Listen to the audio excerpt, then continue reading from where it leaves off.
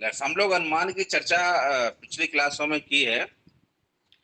उसके आगे अभी हम लोग बढ़ते हैं। उसमें मुख्य रूप से हम लोगों ने ये देखा कि अनुमान की जो प्रक्रिया है, प्रोसेस ऑफ इन्फ्रेंस है, वो कैसे घटित होता है या कैसे, उसके बारे में हम लोग चर्चा करते हैं। तो हमने देखा कि मुख्य रूप से यदि हम इन्फ्रेंस का जो एग्जाम्पल कोट करते हुए बताया कि दो महत्वपूर्ण चीजें उसमें आ रही थी, जिसको हम लोग आगे चल के पढ़ेंगे कि वो प्रेमिसेस कहलाते हैं, आधार वाक्य कहलाते हैं।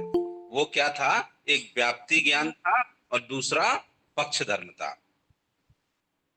व्याप्ति ज्ञान में हमने क्या किया था? व्याप्ति ज्ञान में हमने संबंध स्थापित किया था और उसको बोला था ये संबंध कैसा संबंध है, ये नियत साहचर्य संबंध है या अविनाभाव या यूनिवर्सल कॉन्कोमिटेंस।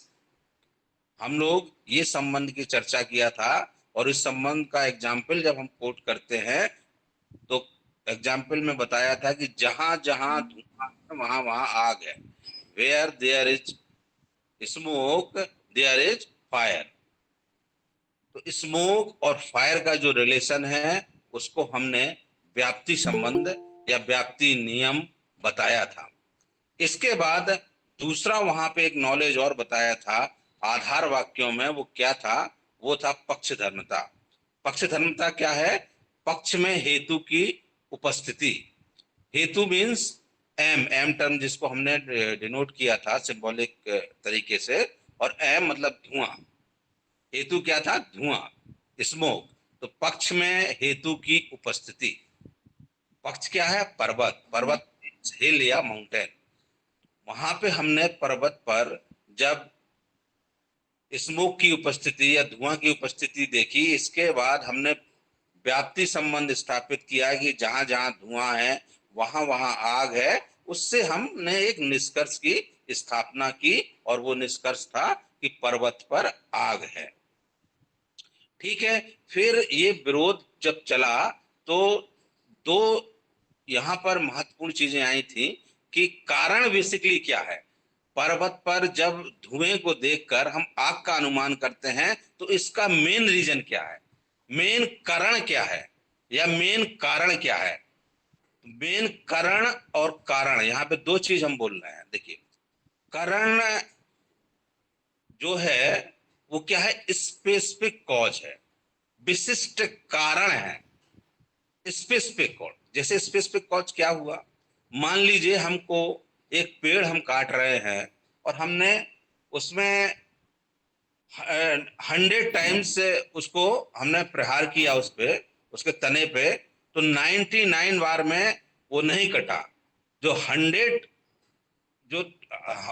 टाइम वो प्रहार किया, इसके बाद पेड़ जब गिर गया या कट के अलग हो गया, तो जो 100 वाला जो प्रहार है वो करण है। वो क्या हुआ? पेड़ के गिरने का विशिष्ट कारण हुआ।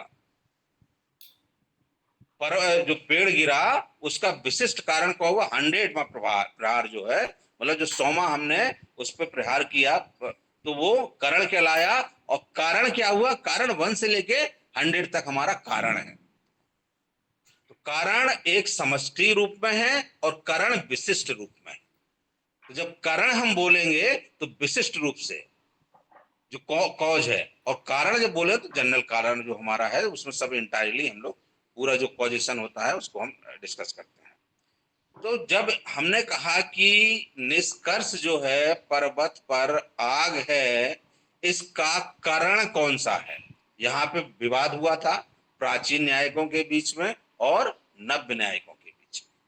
प्राचीन न्याय करण के रूप में व्याप्ति की महत्ता को उल्लेखित करते हैं और उसको महत्व देते हैं। हेतु की प्रधानता की वहां पे बात करते हैं और हेतु और साध्य के बीच का जो संबंध है उसका उल्लेख करते हैं, जिसको हम लोग व्याप्ति संबंध कहते हैं। लेकिन नव्य न्याय जो है या जिसमें गंगेश वगैरह आते हैं, और प्राचीन न्याय जो गौतम वगैरह है, ठीक है, प्राचीन नव्य न्यायिकों ने इसमें कहा कि नहीं, केवल व्याप्ति नहीं इंपॉर्टेंट है, कारण नहीं है उसका। व्याप्ति के साथ साथ जो दूसरा हमारा क्या, दूसरा ज्ञान क्या था? पक्ष धर्मता। मतलब पर्वत पर हम धुआं देखना या पर्वत पर धुएं का उपस्थित होना, ये भी महत्वपूर्ण है। ठीक है, तो इसके बाद उन्होंने दोनों संबंध मतलब व्याप्ति ज्ञान और पक्षधर्मता ज्ञान दोनों कारण बताते हुए कहा कि इनका सम्मिलित रूप से या समन्वित रूप से एक नया नॉलेज जो हो रहा है, दोनों समन्वित ज्ञान के रूप में एक कंसोलिडेटेड जो एक नया नॉलेज हो रहा है, वो बेसिकली कारण है। तो इसको उन्होंने क्या बोला, इस ज्ञान का नाम दिया, उन्होंने कहा कि ये क्या है, व्याप्ति विशिष्ट पक्षधर्मिता, जिसको उन्होंने तृतीय लिंग परामर्श का नाम दिया। व्याप्ति विशिष्ट पक्षधर्मिता मतलब व्याप्ति से विशिष्ट पक्षधर्मिता, व्याप्ति भी नॉलेज है, उसमें पक्षधर्मिता है, और दोनों का समन्वित जो एक इंटीग्रेटेड नॉलेज बना, ठीक है, वो उसको उन्होंने कारण माना। फिर आगे जब हम चलते हैं तो मीमांसकों ने कहा कि आप ये तीसरा जो लिंग परामर्श इंट्रोड्यूस कर दे रहे हैं, इसकी कोई जो आवश्यकता नहीं है, और बेसिकली कारण हमको दोनों को मतलब व्याप्ति ज्ञान को भी और पक्षधर्मिता ज्ञान को भी हमको मानना चाहिए। ठीक, इसके बाद हम लोग जब आगे बढ़े और इसको सिंबलाइज फॉर्म में समझने की कोशिश की, जो पाश्चात्य परंपरा का या पाश्चात्य दृष्टि से या अरस्तु की दृष्टि से, अरिस्टोटेलियन लॉजिक की दृष्टि से हम लोग जब इसकी इन्फ्लुएंस की चर्चा करते हैं, तो इसको जब हमने लिखा तो हमने सिंबॉलिक फॉर्म में क्या लिखा था, हमने बोला एम, एम मतलब हेतु। फिर दूसरा प्रपोजिशन हमने जो लिया या दूसरा आधार वाक्य जो हमने लिया, वो क्या लिया, वो लिया हमने एम हॉर्सू पी। इसका आशय या इसका अर्थ हमने बताया, एम फॉर धुआं, पी फॉर आग, तो जहां धुआं वहां आग। इसके आधार पर हमने जो निष्कर्ष स्थापित किया वो हमने किया देयरफॉर पी, पी क्या है, आग, वहां पर आग है। ठीक है, तो इसका एग्जाम्पल जो बना था वो बना था कि हेतु, जहां हेतु वहां आग, देयरफॉर, देयरफॉर आग। ठीक है, जहां इसको जो मूल एग्जाम्पल है उसके साथ इसको आप जब एसोसिएट करेंगे, उसके साथ इसकी तुलना करेंगे, तो आप एकदम सिस्टमेटिक वे से आप समझ जाएंगे। ठीक है, फिर इसके बाद जो नई चर्चा आ रही है वो क्या है, वो बहुत महत्वपूर्ण है। और हमने ये कहा था कि यहां पर जब हमने पाश्चात्य दृष्टि से जो एग्जाम्पल लिया और बोला, पहला प्रपोजिशन हमारा एम, दूसरा प्रपोजिशन हमारा एम हॉर्सू, जिसको हमने इम्प्लीकेशन का संबंध या अपादन का संबंध बोला था, इसके बाद निष्कर्ष के रूप में पी बोला, और इसको मोडस पोनेंस या पूर्वत अनुमान, जो आप अभी जब आप सिंबॉलिक लॉजिक के रूल्स पढ़ेंगे तो उसमें आएगा ये वाला। ठीक है, तो उसको हम लोग पूर्वत अनुमान के रूप में प्रतिष्ठित करते हैं, जो पाश्चात्य परंपरा में है, पाश्चात्य दर्शन में है। तो इसको उस दृष्टि से हमने बताया कि भाई ये इस तरह से है। अब क्या समस्या है कि भाई पाश्चात्य दर्शन का और भारतीय परंपरा का अनुमान में फिर क्या अंतर हो गया, दोनों तो एक ही बात कह रहे हैं। तो जो महत्वपूर्ण अंतर है उस पर हमने एम्फेसाइज करने की कोशिश की, और आप लोग उसी को ध्यान में रखिए। देखिए, जब हम लॉजिक की बात करते हैं, लॉजिक मतलब पाश्चात्य परंपरा वाली, तो पाश्चात्य दर्शन की, तर्कशास्त्र की जब बात करते हैं, तो तर्कशास्त्र कैसा विज्ञान है, ये आकारिक, शुद्ध रूप से प्योर फॉर्मल लॉजिक, मतलब फॉर्मल, उसका आकारिक विज्ञान है ये। ठीक है, उसमें और कोई प्रोसेस इन्वॉल्व नहीं है। ठीक, कैसे फिर हम अंतर करेंगे भारतीय दर्शन के अनुमान में और पाश्चात्य दर्शन के अनुमान में? तो क्या भारतीय दर्शन में जो अनुमान हो रहा है क्या वो फॉर्मल नहीं है? मतलब फॉर्मल होने का मतलब क्या वहां पर अपादान का संबंध नहीं है? तो है। वो अपादान का संबंध क्या है? वो अपादान का संबंध ये लोग जो भारतीय परंपरा में है या न्याय दार्शनिक हैं या भारतीय परंपरा का कोई भी दर्शन है, वो व्याप्ति में देखता है। एम हॉर्सू पी या एम इंप्लाई पी, मतलब जहां धुआं होगा तो अपने में इंप्लाई करेगा कि वहां पर आग होगी।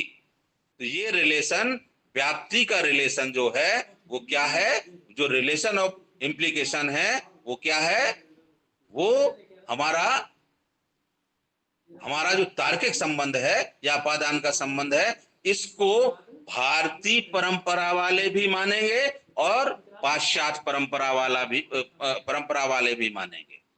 फिर अंतर कहां हुआ?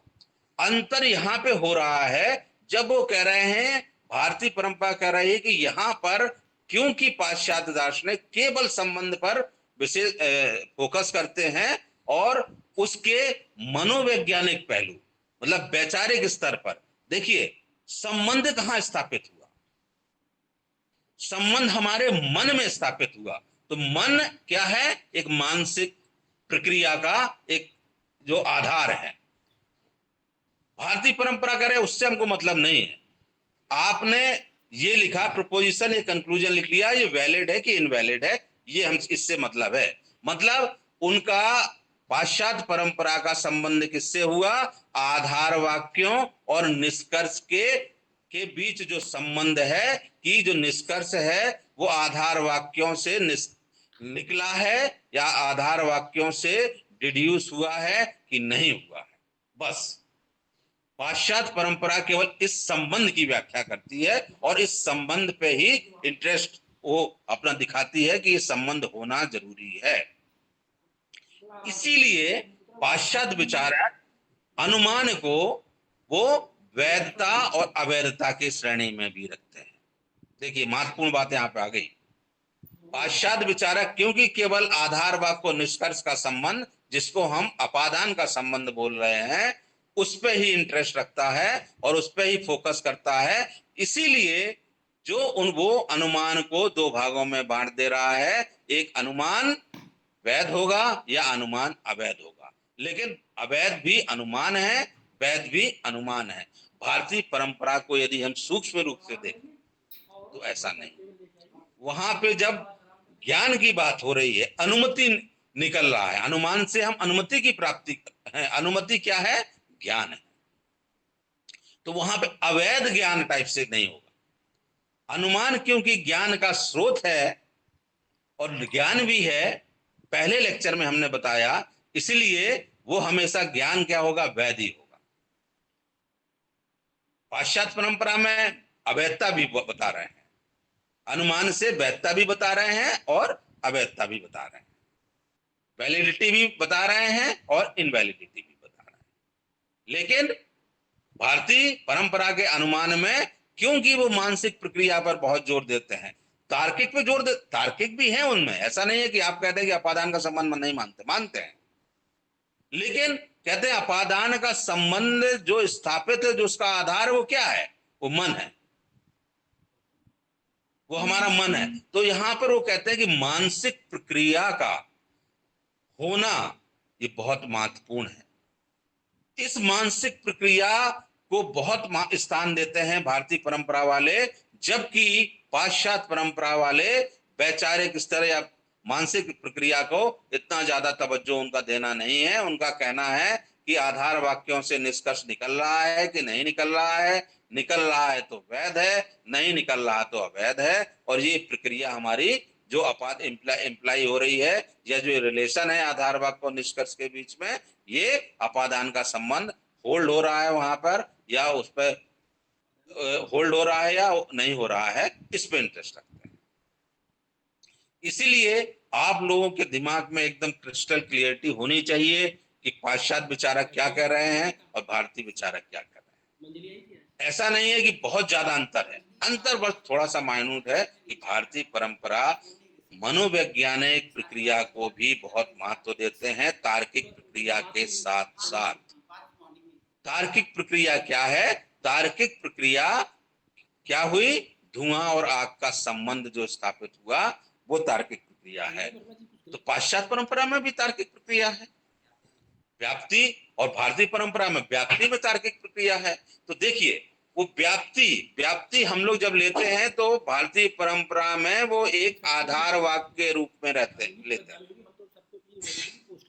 जबकि पाश्चात्य परंपरा का जब हम इन्फ्रेंस की बात करेंगे तो वो जो अपादान का संबंध या व्याप्ति का संबंध हम लोग यदि हम आधार वाक्य में स्थापित कर रहे हैं भारतीय परंपरा में, तो पाश्चात्य परंपरा में आधार वाक्य और निष्कर्ष के बीच में स्थापित अपादान का संबंध। फिर क्लियर करिए, अपादान का संबंध व्याप्ति संबंध है, पहली बात भारतीय परंपरा में, और वो कहाँ है? आधार वाक्य।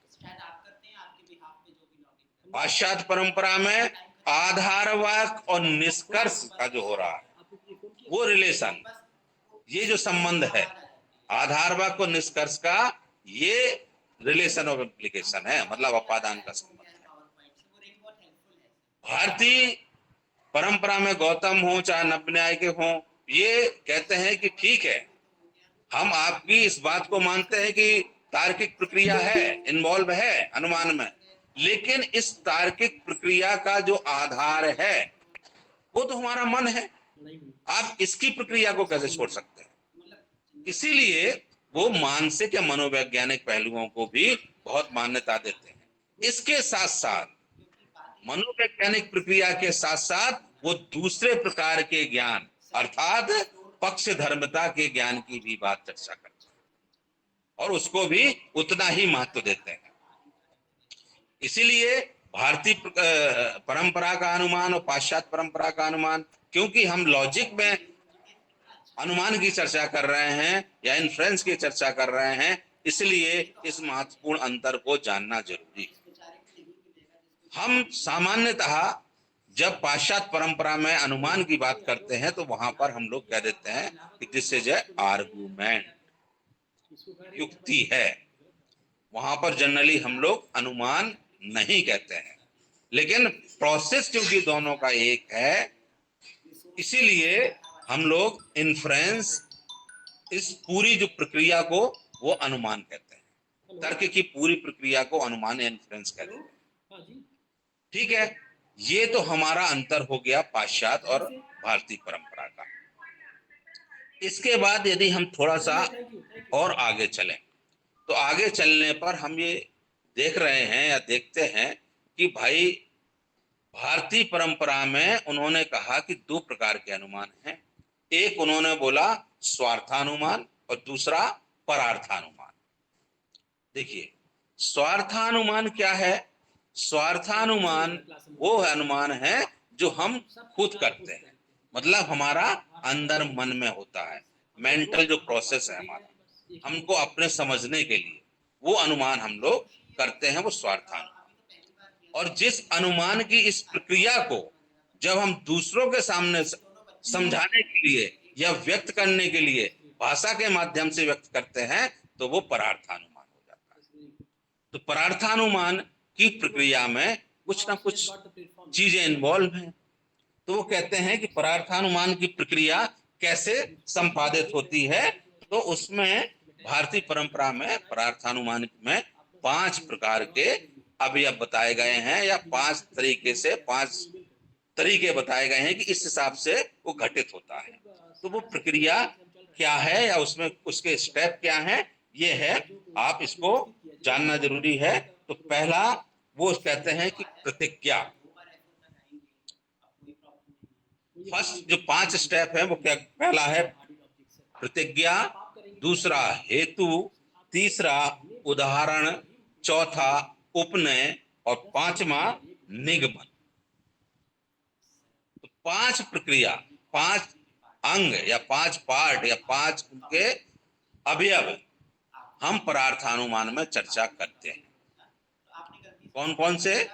प्रतिज्ञा, हेतु, उदाहरण, उपनय और निगमन। निगमन क्या है? निष्कर्ष।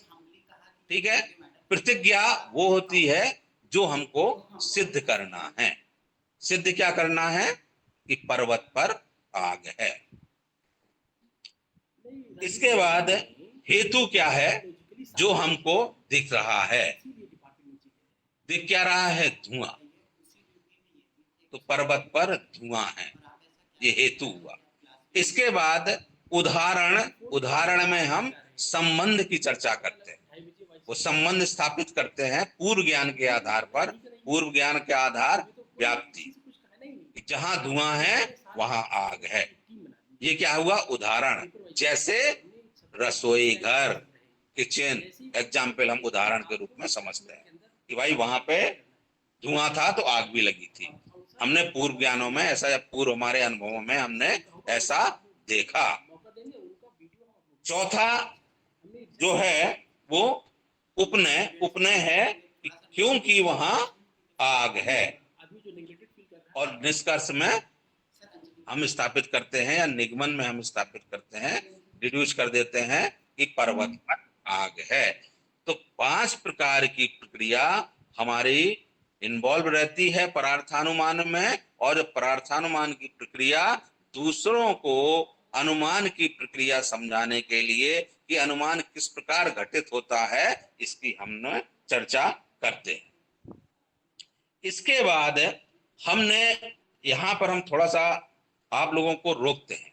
रोकने का मतलब, अब क्योंकि अनुमान के पूरा प्रोसेस हमने कंप्लीट कर लिया है लगभग, तो कुछ टर्मिनोलॉजी आई है जिसमें आप लोग कंफ्यूज हो रहे हैं।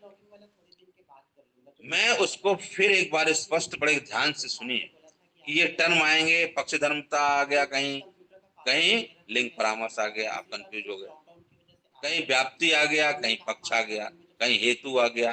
तो ये क्या है? एक बार पुनः 1-2 मिनट में उसको महत्वपूर्ण से क्या क्या है। व्याप्ति के बारे में सब जान गए होंगे कि व्याप्ति क्या है। व्याप्ति एक संबंध है। कैसा संबंध है? नियत साहचर्य संबंध है। और नियत साहचर्य संबंध का हमने अर्थ भी बता चुके हैं। ये कैसा? अविनाभाव संबंध है। जब चर्चा इसकी कभी करेंगे तो आगे बताएंगे। जो अभी तक हमने बताया कि व्याप्ति हमारा, हम समझ गए कि एक संबंध है। कैसा संबंध? यूनिवर्सल है और कॉन्कोमिटेंस है, कि मतलब नियत साहचर्य है, एक के साथ दूसरे की उपस्थिति रहती ही रहती है। इसके बाद आता है एक शब्द पक्षधर्मता।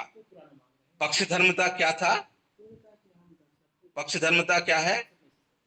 पक्ष में धर्म, मतलब पक्ष का धर्म क्या है? पक्ष क्या था हमारा? पर्वत। पर्वत का धर्म धुआं। तो पक्ष धर्मता क्या हुआ? पक्ष में हेतु की उपस्थिति। पक्ष में हेतु की उपस्थिति। पक्ष हो गया पर्वत, हेतु हो गया धुआं। तो पर्वत पर धुआं की उपस्थिति पक्ष धर्मता। व्याप्ति हो गया, पक्ष धर्मता हो गया, तो लोग आधार वाक्य मानते हैं।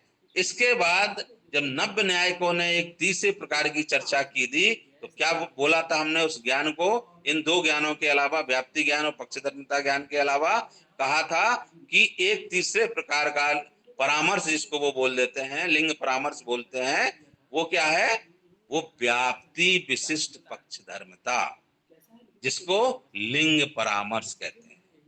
या तृतीय लिंग परामर्श की जब चर्चा आएगी, मान लीजिए कभी आपके जो ऑब्जेक्टिव क्वेश्चंस आते हैं कंपटीशन से लेके विश्वविद्यालय की परीक्षाओं में, तो ये आपको आने चाहिए, इसमें स्पष्टता होनी चाहिए। तो लिंग परामर्श व्याप्ति विशिष्ट पक्ष धर्मता ज्ञान लिंग परामर्श है। नव्य न्यायिक जो मान रहे हैं, जिसको हम लोग तृतीय हेतु की संज्ञा दे रहे हैं या तृतीय लिंग की संज्ञा भी। इसके बाद पक्ष धर्मता जब बोलेंगे तो पक्ष धर्मता पर्वत में धुआं की उपस्थिति, पक्ष पर्वत हो गया। तो जो 3 और 4 हेतु धुआं हो गया। साध्य जिसको सिद्ध करना है, सिद्ध किसको करना है? आग को। साधन क्या है? साधन ही हेतु है, जिसके माध्यम से सिद्ध करना है। तो ये कुछ ऐसे टर्म हैं कि हमेशा दिमाग में इसको आप बिठा लीजिए कि इनसे हमको कभी विरत नहीं होना है, और इनकी स्पष्टता होना बहुत आवश्यक है। इसके बाद आगे जब हम और चर्चा करेंगे तो इसमें हमने प्राचीन न्यायिकों ने अनुमान के 3 भेद कर दिए। अनुमान के प्रकारों की चर्चा करें तो अनुमान, प्राचीन न्यायिकों ने 3 प्रकार के अनुमान माने। प्राचीन न्यायिक मतलब गौतम, महर्षि गौतम। महर्षि गौतम ने न्याय सूत्र में 3 प्रकार के भेदों की चर्चा की है। न्याय सूत्र न्याय दर्शन का बहुत प्रमुख ग्रंथ है जिसको महर्षि गौतम ने लिखा। तो उन्होंने जो 3 प्रकार के अनुमान बताए, वो पहला अनुमान है पूर्ववत अनुमान।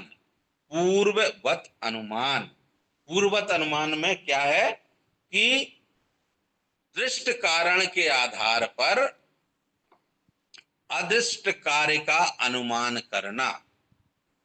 दृष्ट कार्य, देखिए, दृष्ट कार्य के आधार पर अदृष्ट कारण का, सॉरी, दृष्ट कार पूर्वत अनुमान मतलब दृष्ट कारण से अदृष्ट कार्य, सॉरी, दृष्ट कारण से अदृष्ट कार्य। जैसे एग्जाम्पल से आप समझ जाएंगे कि हमने काली घटाएं देखी आकाश में और अनुमान किया कि बारिश बहुत तेज होगी। हमने क्या देखा? बादलों को देखकर वर्षा का अनुमान। ये पूर्ववत अनुमान है। तो कारण क्या है? बादल। बादलों को, कारण को देखकर, दृष्ट कारण को देखकर अदृष्ट कार्य कि क्या होने वाला है, बारिश होने वाली है, उसका अनुमान, तो पूर्ववत अनुमान। इसके बाद दूसरे प्रकार का जो अनुमान उन्होंने बताया वो शेषवत अनुमान। शेषवत अनुमान, इसमें क्या होता है? इसमें कार्य को प्रत्यक्ष मान लेते हैं।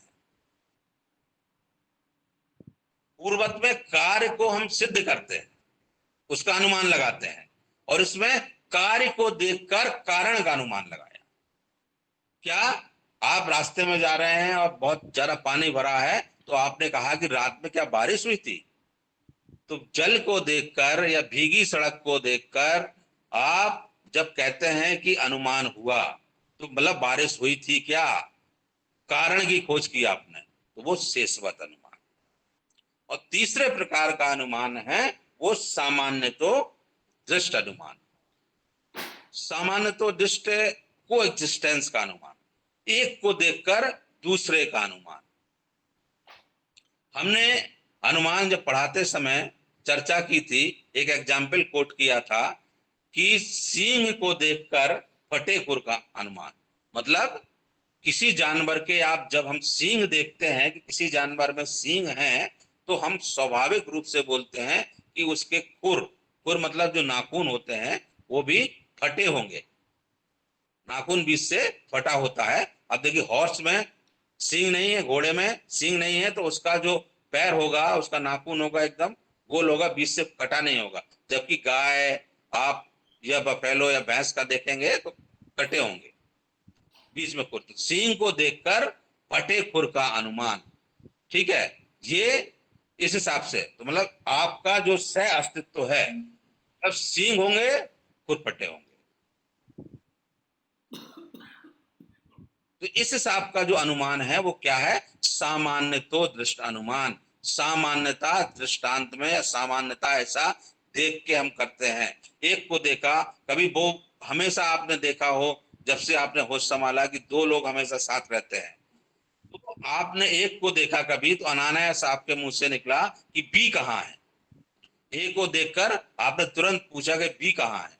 तो मतलब एक को देखकर दूसरे का अनुमान स्वाभाविक रूप से, क्योंकि उससे अस्तित्व है उनका आपस में, एक दूसरे के बिना नहीं रह सकते, तो इसलिए 3 प्रकार के अनुमानों की चर्चा प्राचीन न्याय अर्थात महर्षि गौतम ने की है। इसके आगे यदि हम बढ़ें तो बढ़ते हैं नव्य न्यायिकों ने फिर क्या कहा। नव्य न्यायिकों ने क्या यही प्रकार के अनुमान मान लिए? तो उन्होंने जो अनुमान के भेद बताए वो 3 प्रकार के अनुमान बताए। वो पहला जो अनुमान है केवलान भी, केवलान वही अनुमान है, वो क्या है? ये इसमें अन्वय व्याप्ति को बताते हैं। मतलब अन्वय व्याप्ति, हेतु और साध्य में नियत साहचर्य का संबंध जो व्याप्ति है। इसलिए व्याप्ति का भेद भी करेंगे तो अन्वय व्याप्ति भी, व्यतिरेक व्याप्ति भी, ठीक है। जब हेत्वाभास में भी इसी व्याप्ति वहां पर उपस्थित है कि नहीं है, ये ठीक है, हेतु का आभास कहीं गलत तो नहीं हो रहा है। तो उसी सबकी स्पष्टता के लिए उन्होंने जो 3 प्रकार के नव्य न्यायिकों ने इनका भेद बताया, तो पहला उन्होंने जो बताया वो है केवलान्वयी अनुमान, जिसमें हेतु और साध्य में नियत संबंध जो बताया, स्थापित किया कि जहां जहां धुआं है वहां वहां आग है। एक हमारा कौन सा अनुमान हुआ? केवल अन्वयी। दूसरा प्रकार का जो अनुमान हुआ वो केवल व्यतिरेकी अनुमान। इसमें क्या होता है, साध्य के अभाव पर हेतु का भी अभाव। साध्य के आग नहीं है तो हेतु नहीं है, धुआं नहीं है। अभाव के आधार पर, किसके अभाव? साध्य।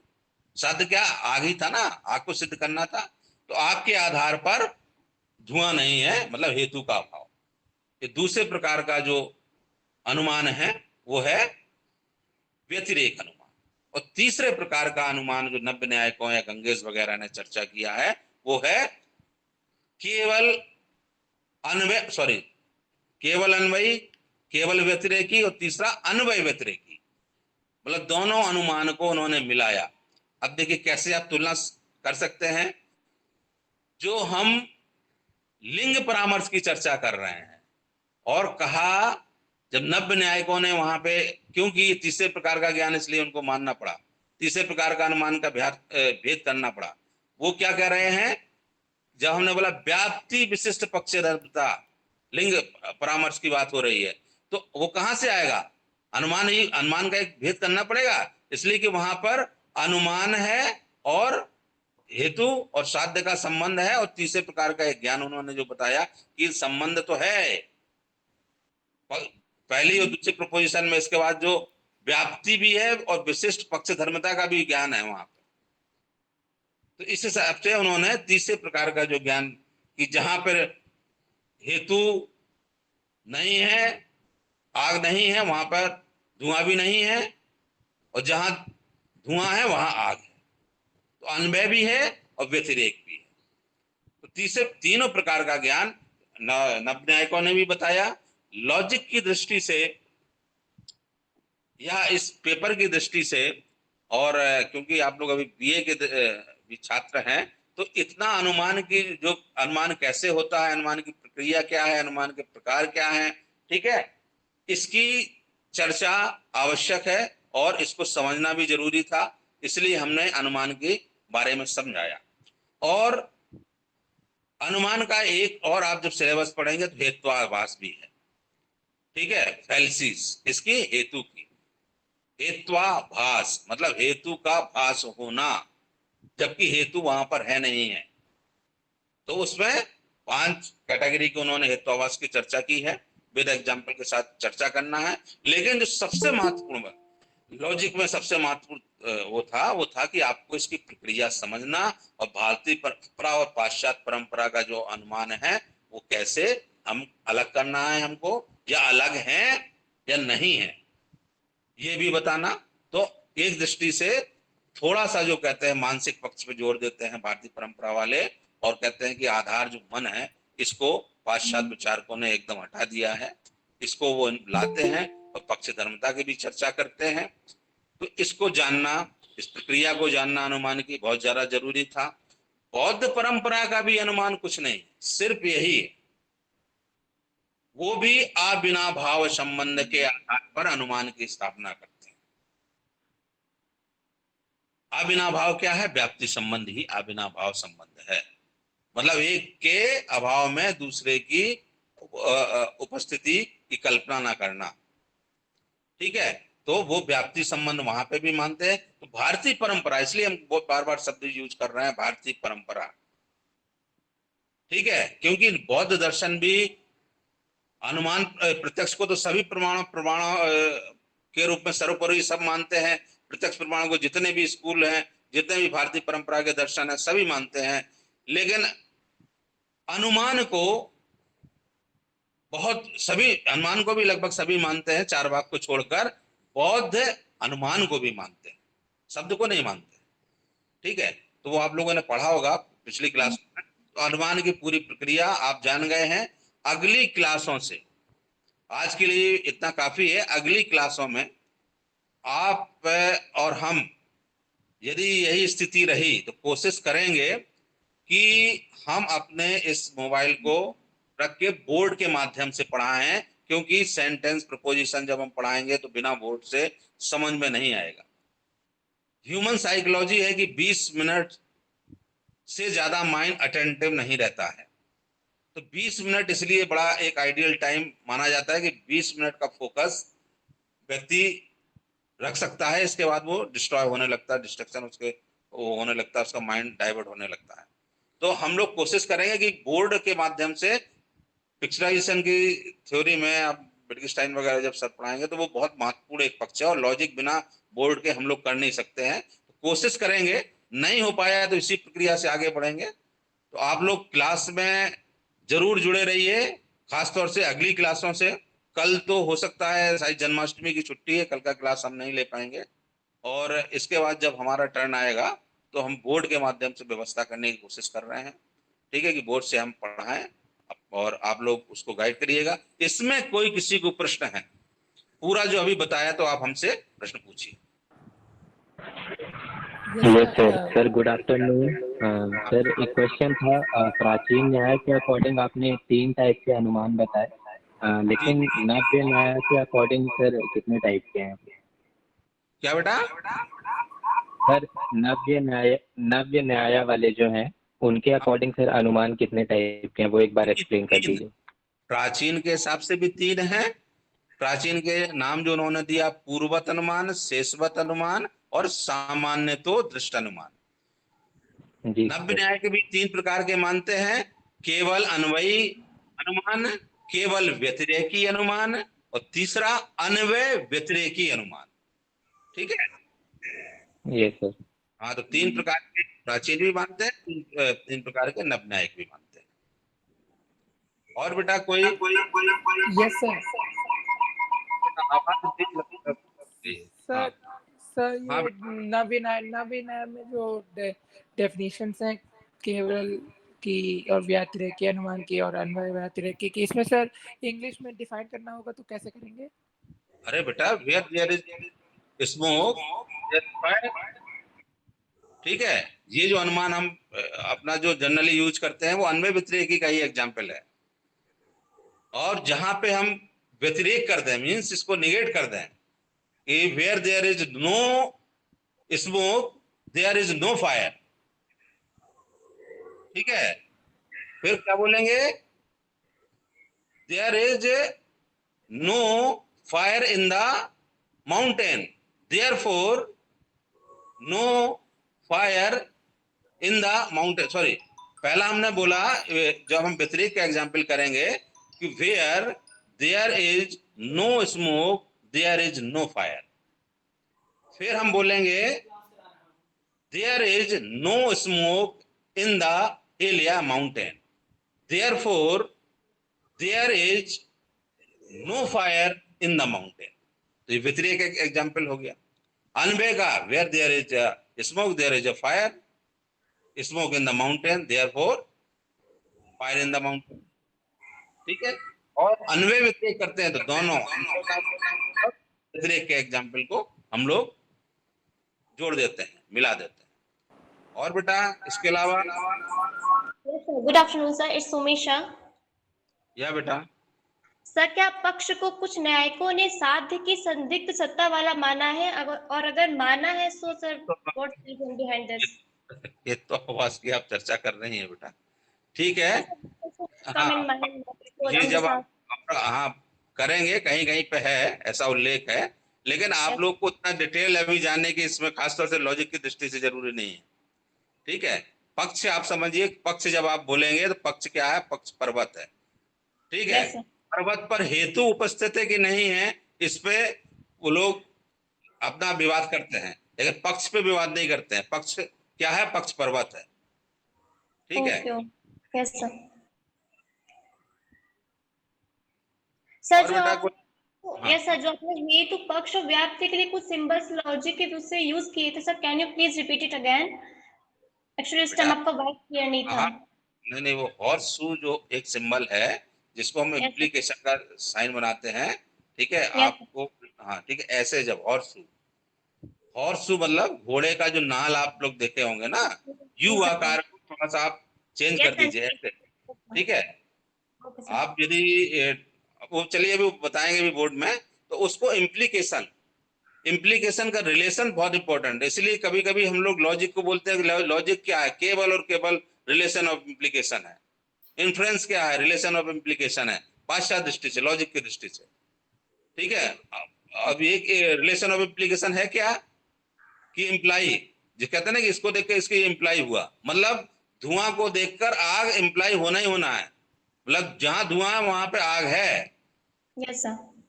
ठीक है। तो स्मोक और जो फायर के बीच में हॉर्सू इम्प्लीकेशन जब सिंबलाइज करते हैं, तो इम्प्लाई का हम लोग या इम्प्लीकेशन का साइन बनाते हैं, जिसको हॉर्सू हम लोग बोलेंगे। अभी वो सिंबॉलिक लॉजिक में आएगा बेटा, और अच्छी तरह से हम लोग जानेंगे उसको।